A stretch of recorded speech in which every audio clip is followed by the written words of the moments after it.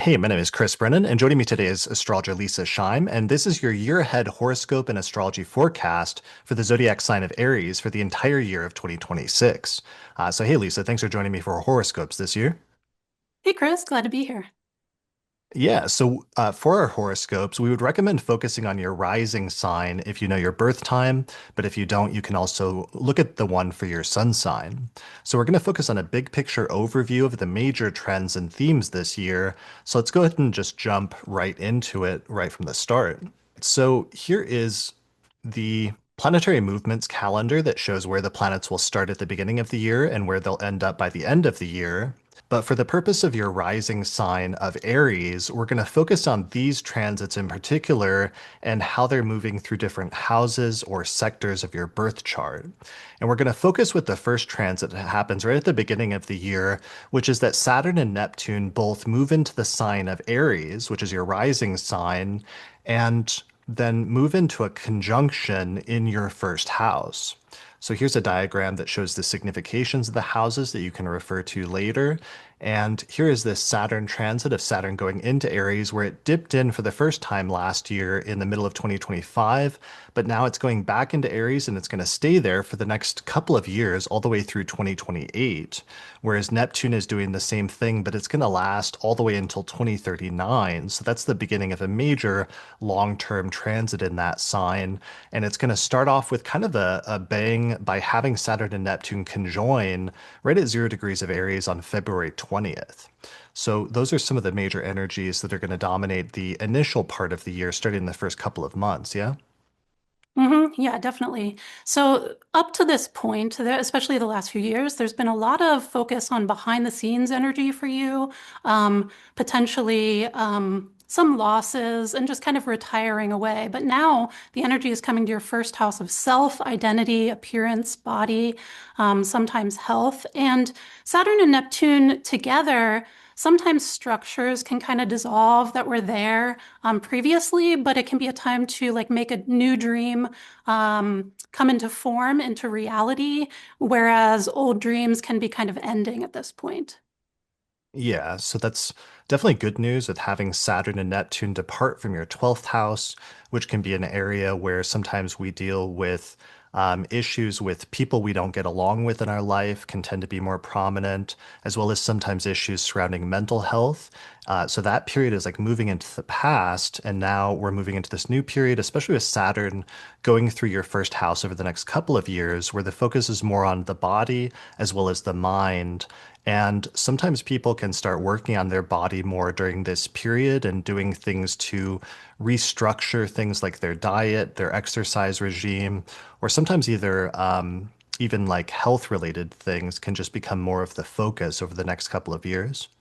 Right. And with Neptune, it's a much slower transit, but with Saturn conjoining Neptune there can be kind of like a slow dissolving of like who you thought you were in the past. And and then, sort of concretizing like new senses of who you are, which can sound kind of broad, but it's super important to everything else that you do in your life. Yeah, absolutely. This transit, Neptune goes into Aries in January, and then Saturn goes into Aries in February. So it's basically lasting for the entire rest of the year. And the first part of it is going to be the most intense because when Saturn and Neptune come together, it's going to complete what I've been calling the reality distortion field that's become really intense over the past 2 to 3 years, ever since Saturn moved into Pisces in March of 2023. And there's going to be some tensions between telling what's real and what's not real. And this is going to come into particular focus when it comes to your personality, your physical appearance, and things related to your body. So I think that's going to be the trick during the course of this transit is trying to balance um, the more realistic things of sometimes like being self-critical and looking at things critically that we'd like to improve with respect to our body and our appearance versus the other hand having a more idealized take on things that tends to be sometimes more aspirational in terms of wanting to manifest certain things in the future and finding some sort of balance between those two. And it might be kind of tricky while Saturn and Neptune are exactly conjoined because the tendency to be more divorced from reality is going to be more prominent. But as those two move apart, I think we're going to be able to start coping with some of that energy a little bit better and things will become a little bit clearer. Right. So you can have some energy of like what optimistically or idealistically you want to be, in the world. And then the Saturn part of it is like what of that can you make real, which will only be probably a portion of it. Um, it's also one of the health houses, so it's not the case that health things will come up for everyone, but if they do during the course of this transit, it's a good time to get like second opinions because of that aforementioned like reality versus distortion piece. All right, so that's the first major transit of the year, especially in the January-February timeframe that just represents such a distinct phase. And the other major transit that happens in the following couple of months is our first eclipse season, which takes place in February and March of 2026, where we're going to have a solar eclipse in the sign of Aquarius in the middle of February, and then a lunar eclipse in the sign of Virgo on March 3rd. And these eclipses are important because Aquarius is your 11th house of friends and groups and alliances. And the sixth house, Virgo, is your sixth house of work and health and things related to that area. So with eclipses, we always expect them to be major endings and major beginnings happening in those two areas of your life. So with respect to 11th house things, that's with respect to like friends and groups. Sometimes you'll see some friendships ending at this point, and you'll see other new friendships beginning. But sometimes these new beginnings will happen subtly, and you won't realize at first like how significant of a new beginning that is. I think that's one of the Mhm. major themes with eclipses, yeah. Yeah, definitely. Beginnings and endings of chapters of your life with respect to those topics. And it's kind of an exclamation point as well on the longer Pluto transit that's started a couple years ago and really got into full force in 2025 with respect to friends and groups for you, which is like a very much more gradual, long-term death and rebirth energy. And it'll depend on the specifics of your chart as to, when that intensifies. But Aquarius eclipses, which are just starting, this is going to be the first of several, will kind of put a little exclamation mark at those points with regard to that longer term process. Yeah, for sure. So, major beginnings and endings with friends and groups is part of that eclipse, and it's part of a new series of eclipses over the next couple of years. But then also, we're seeing the continuation of an eclipse series from last year in Virgo, which is major beginnings and major endings in your sixth house of work and health. So, this may be echoing some of the themes that we've already been seeing with Saturn moving into your first house over the past year, where there's a greater focus on the body and the physical constitution for some reason. And sometimes that can be addressing health issues before they come up. Sometimes it can be addressing issues after they come up. Sometimes people take a more proactive approach to their health during this time, like starting to go to the gym, let's say for the first time, if that's not something you already do, or starting some other major diet or exercise regime can be really important when you're having sixth house activations like this to sort of get ahead of health things. Another Mhm. major area, though, that can come up is just beginnings and endings when it comes to your work and comes to workplace situations, like either ending one job or perhaps getting a new one. Yeah, that's happened a lot that I've seen in people's charts when there's eclipses in the sixth. There's like new jobs, ending of jobs. It can also be things around people you work with or people who you hire to do any work for you, even one-off. It doesn't have to be like regular employees, although if you have employees, they also go in the sixth house. And then things involving pets or other animals can come up as well. So it could be like you suddenly decide to get a new cat or something like that as a sixth house topic. Absolutely. Yeah. All right. So that's eclipse season one in February and March. And then we move on next to in April, the planet Uranus enters the sign of Gemini, where it's going to stay for the next 6 or 7 years. And that's moving from your second house of finances into your third house of communication, short distance travel, neighbors, and extended relatives. So Mhm. this is some major unexpected changes and shakeups, but also it can be a time of liberation and greater freedom in this area of your life, which can really be a quite positive thing. Right. So with Uranus going through your second house of personal income and finances for the past almost 7 years, many people with Aries rising will have had a lot of shakeups and unexpected changes, but also innovations around how you make money.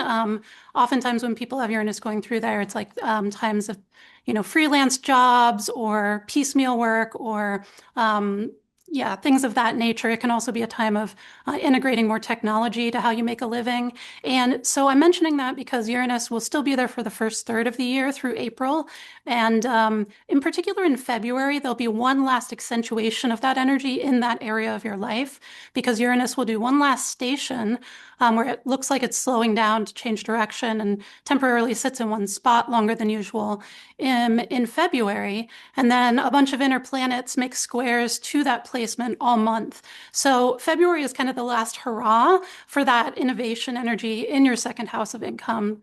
And then it moves into the third house, where usually when Uranus goes into the third house, people are a lot more suddenly communicative. That's like people being more online, on social media, things of that nature. They can also innovate around how they communicate. I know that you have some examples of that, right? Um, Yeah. I started podcasting when Uranus went into my third house, like really closely. exactly. And that's both innovating how you communicate to others, but also bringing in that additional technology piece and also technological innovations. So that can be a greater part of your life with Uranus going into your third. It can also relate to just stuff going on in your siblings' lives, if you have siblings or extended relatives. Sometimes when a planet goes into a house that refers to other people in your life, it's not always things that you're doing in your own life. Sometimes it's something that's happening with those people. And so your siblings could suddenly do surprising things. They could suddenly change their life in a major way, things of that nature. Yeah, absolutely. It can also be major changes in your neighborhood or your local city environment sometimes. Sometimes they're ones, though, that are unexpected or disruptive, but it can also be quite an exciting time where there's some sort of excitement or greater sense of movement and things developing rapidly than usual in your local environment outside of your immediate like residence and home. Mhm. So interesting stuff there. And this is one of the transits that we got a little preview of in 2025. So, especially in the second half of 2025, you will have gotten a little taste of what that is like in your third house. Right. But now it's going in there for good for most of Hmm. the rest of this decade until the early Yeah. 2030s. Hmm. Okay, so let's move on because now we're starting to get into June when the next major shift is that Jupiter moves from the sign of Cancer, from your fourth whole sign house of home and living situation and family.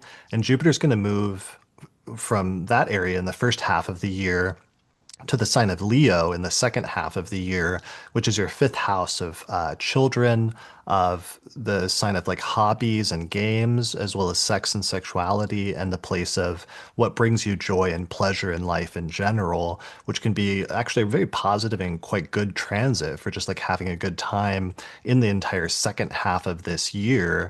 And then that'll be a year-long transit starting in June. Hmm. Right. So the first half of the year, we'll still have Jupiter in Cancer, which started in the summer of 2025. So this is the second half of that transit. So bringing expansiveness and greater ease potentially and abundance around home, family, things involving your parents, private life. And then it moves into your fifth house with those topics you mentioned. For Aries rising, especially in the second half of the year, there'll be a lot of activation, which we'll mention a couple other pieces of soon, with regard to the fifth house. So, expansiveness around children. So, some people could actually have children at this time or conceive children. But creative work is really expansive here. And just, yeah, enjoying yourself more than usual. And I think this is actually really nice for Aries rising in particular because you've had such long transits that are more heavy in your 12th house. So you kind of had this like reclusive energy of like dealing with stuff behind the scenes. And now this is a much more forthright, like um, positive, warm, expansive energy.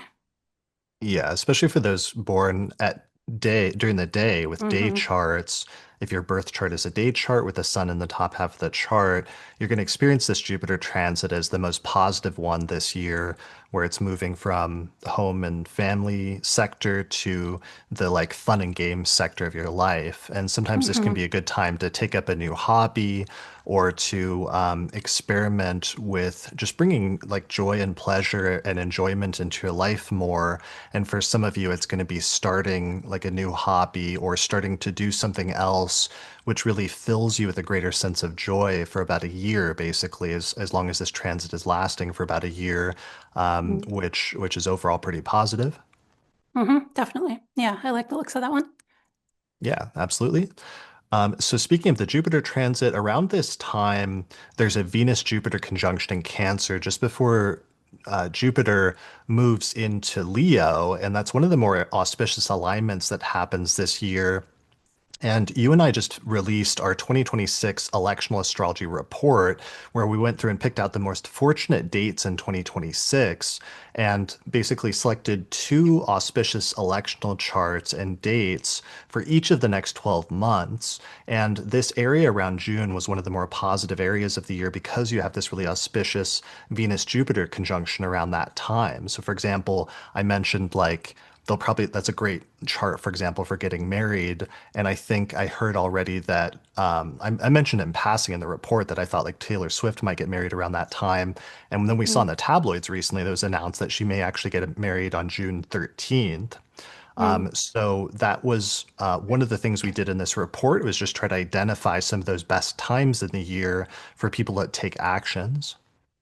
Right. So basically, anything you want to start or any important actions you want to take during the year, electional charts are good for finding the most auspicious time periods to do those for the best possible results, the best chances of success, basically. So we picked out two for every single month of next year and some bonus charts. We made it a little bigger than this year than usual. So there's lots of charts to choose from. Yeah, so it also includes a monthly forecast for each month that goes into greater detail, as well as what dates to avoid, because sometimes electional astrology is just as much about what dates you should avoid doing things on versus just figuring out what dates are the best ones. So our Hmm. report includes video, audio, and written report. There's over 28 charts plus tutorials. You can use it for business, for your love life, or for major events like starting major things. And we're doing a launch sale for this month only until January, where it's just $49.95, and then the price is going to go up to $65 at the beginning of next year. So you can get the report at theastrologypodcast.com/2026 report. All right, so that takes us into the second half of the year. And the next major thing that comes up that we need to talk about is we get our second eclipse season from August until early September coming up. And this is important because this eclipse season is going to shift signs and it's going to take place in Leo and Pisces, which is your fifth house of fun and games and hobbies and children and other things like that, but also your 12th house, which is the house that has more to do with people you don't get along with in your life, as well as sometimes issues related to mental health and just taking care of yourself in terms of that and on that level. Right. So this is going to be the first Leo eclipse of that series. We got the first Aquarius in spring. Now we have the first Leo. And so that's just, again, beginnings and important beginnings and endings with regard to those fifth house topics we were talking about, children, pleasure, creative output, hobbies, etc., things that bring you joy. And so that's what I was mentioning about there's going to be an accentuation in this area a few times for Aries rising this year. So that can be a great time to start new hobbies, to start new creative projects, to kind of get your, if you have creative work, to get that out there into the world, sort of having a brighter light shining on it, and so forth. And then the 12th house eclipse, it's the last one in Pisces. We've had a bunch in Pisces. We've had Saturn and Neptune in Pisces. You've had a lot of accentuation of that 12th house of seclusion. So this fortunately is that last little one. So this is kind of the end cap of all of that 12th house energy for you. So yeah, and after this, it will just move on. Yeah, that's awesome. I think the fifth house eclipse is emphasizing the Jupiter transit. And so for some people, that's like absolutely going to be things involving children, like having children. I could see could be a Hmm. thing having, eclipses taking place there, plus Jupiter going into that sign. Could be a good Hmm. time, good thing for children. There will be some stuff that'll come up later in the year that we'll see in early the following year with the Mars retrograde there that's a little bit more tricky. But at least during this time frame, that could be good for topics related to children or related to sex and sexuality and other things like that. Some major new beginnings in that area, as well as major endings. With the 12th house one, I'm glad you mentioned that this is the final eclipse that's taking place in Pisces, because it really does end a long sequence going back to at least 2023, not just with eclipses, but with Saturn going through there. So I think this is going to be things coming full circle and bringing to completion a series of major beginnings and endings and a series of major changes that have happened with respect to either, especially mental health issues that people have been dealing with and sort of bringing some close to some of the lessons that you learned from that and some of the growth that you've had over the past few years. But also in terms of people that you don't get along with in your life, and in some instances, perhaps learning to stand up for yourself and learning how to deal with people that are either you that you don't get along with or just outright enemies in your life, and having some final moment with that in order to bring that chapter to completion and then move on either from that conflict or move on from that relationship in general. Right, for sure. And also, that movement out of the 12th house this year for Aries rising and into first house and fifth house things, which are much more outward into the world. This is kind of like one last little look at what you've been dealing with kind of behind the scenes. And so if you have felt more secluded, I know I've talked with some Aries rising people who've had a lot of that going on. Um, if you feel a little bit of accentuation around that theme again during this time and you get worried, like, oh no, I thought I was done with this really will be the last spotlight on that area. And then you really will be moving more out into the world for a good long while. Yeah, I like that one last hurrah of introspection before we have a lot of outward movement this year as everything moves into fire signs and out of the watery signs. And yeah, it gets a lot more interesting and a lot more exciting. Hmm. So that is the eclipse season. It's mainly in August, but it kind of like bleeds over a little bit into early September. The next major thing that we need to talk about is the Venus retrograde in Scorpio and Libra that happens in October through November of this year, especially. It's really centered on that because that's when Venus will slow down and start moving backwards from our vantage point in the sky. And that's going to be taking place in your eighth house of shared resources as well as your seventh house of relationships. So that's a pretty important transit that's going to dominate two completely different sectors of the chart having to do with relationships and the role of other people in your life that we haven't necessarily seen activated up to this point in this year. So Venus retrogrades in general have you revisiting connections, and especially with Aries rising for it being in the eighth and seventh houses this year, it'll be revisiting your shared resources, things that connect you materially or financially with other people, especially because then it goes back into your seventh house, which is partnership, either personal or business.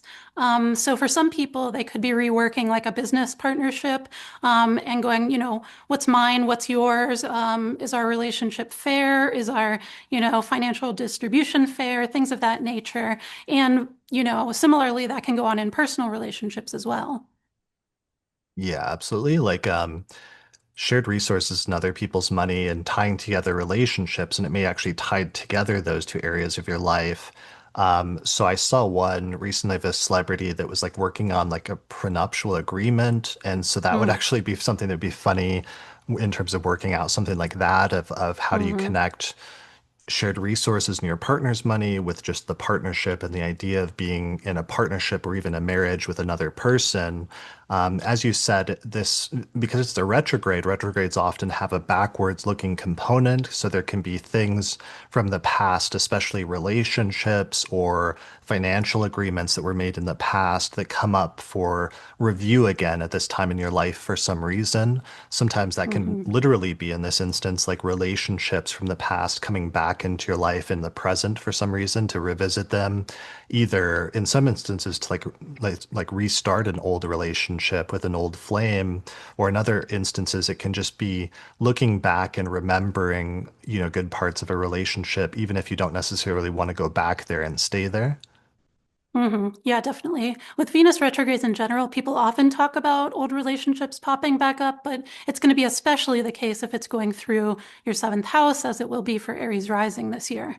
Um, yeah, the first part of it, as it's actually retrograde, much better time for revisiting what did happen or what has happened. And then once it goes direct, it's more about re-implement or implementing anew, revisited agreements. But you kind of Right, have for to sure. revisit it first before you implement what you want to do going forward. Yeah, for sure. The last thing is just because the eighth house can also deal with mortality. It can be a good time to focus on those things and connecting it with relationships. It could be like, working out a will for you and your partner, for example.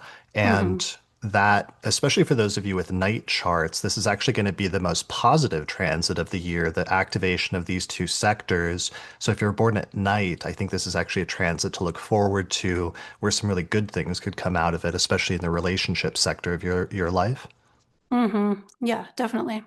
Yeah, and as you said, connecting those two, like wills, life insurance. I think about actually if, some people will be like maybe having children with those fifth house activations. People often think about getting life insurance where when they either like buy property or have kids, and that's where the Jupiter transits are happening in your life this year for Aries rising, is expanding your home and living situation and expanding around the children or creativity area. So, yeah. Yeah. And the last thing is, if you want some insight about what this Venus retrograde is going to be about in October and November, just think back in 8 year increments because this Venus retrograde repeats in the same part of our every 8 years, roughly around the same part of the year. So 8 years ago would be October through November of what 2018 was the last time Mhm. this Venus retrograde happened. And if there was any seventh or eighth house things that came up at that time, that could give you a clue about how this transit could activate your chart in some ways. Or if you think back 8 years before that, that's October, November of 2010, and so on and so forth. So sometimes you can look back into the past in order to predict the future. Right, for sure. All right. So our last major transit now to get to the very end of the year is in the last quarter of the year, basically, this Mars retrograde transit starts building up. And Mars doesn't actually go retrograde until the beginning of January, but Mars has already entered into the two signs that it's going to go retrograde in, which are Leo and Virgo, starting in September through December. And this is connecting your fifth house of children and fun and games and pleasure and enjoyment, and your sixth house of work and health. So it's important to start paying attention to this transit just because it's setting up some major themes in the last quarter of the year, basically, that are going to become even more prominent and more of the focus in early 2027. Right, definitely. And so you're going to start to get some inklings as we go through the fall of 2026 of what may need reworking. Mars retrograde is often about like reworking something in a certain area of your life. Um, and so going through those two houses, you don't really need to do anything per se with it. I don't think so far. It's more about if you know about it ahead of time, you can pay attention to what is coming up in those two areas of your life between September and December. And those are the areas in which you will then start reworking some of that material, some of those topics in your life in the beginning of 2027. Right, for sure. So, in terms of a Mars retrograde, sometimes it can bring up tension or conflicts or strife. In this instance, connecting your fifth house of, let's say, children and your sixth house of health. So, there could be some sort of challenge there that arises in terms of that. It can also be a challenge in terms of, let's say, There can be romantic things that come up in the fifth house, and then the sixth house can be work things. So you kind of want to be careful if those two areas were like mixed in your life in some way during this time. It could bring some challenges or some tricky situations. But Mhm. in the positive side of things, because sometimes it can be more positive, especially for those of you with night charts, then it can be just putting an extra amount of work and energy and focus into those two areas of your life for an extended period of time, since this Mhm. transit is going to last for something like 8 or 9 months, that it's going to be hanging out these two signs of your chart.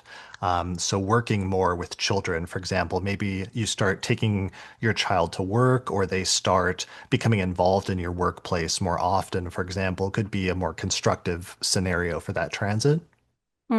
Right, for sure. And in addition to the reworking theme, Mars will already, I mean, in addition to it staying there for 8 or 9 months in total between 2026 and 2027, even in the fall of 2026, Mars will be slowing down to approach that retrograde. And so it's already going to be spending a longer time in those two areas even before the retrograde starts. So, yeah, it's going to be just a lot of extra attention on those two areas. Yeah, I know somebody who had a Venus retrograde in the fifth and sixth last year, and they had some health issues, but then their adult child like moved back in with them to take care of them, so it sort of brought them closer together. So sometimes there Mm-hmm. can be an interesting overlaps like that between two houses when you have a planet retrograding between those two houses of the chart. So pay Mm-hmm. attention to potential crossovers between those two areas that can work out in different ways. Mm-hmm. All right. Well, that's already the final transit I wanted to talk about for 2026 because we're already like getting into it's dragging us into the astrology of 2027 already, and I think Right. that's probably good then for this year ahead horoscope for Aries for 2026.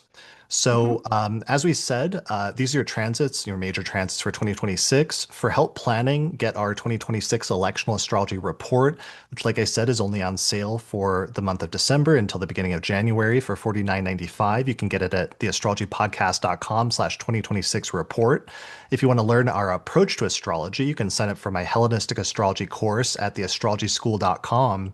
But otherwise, good luck in 2026, and we'll see you again next year.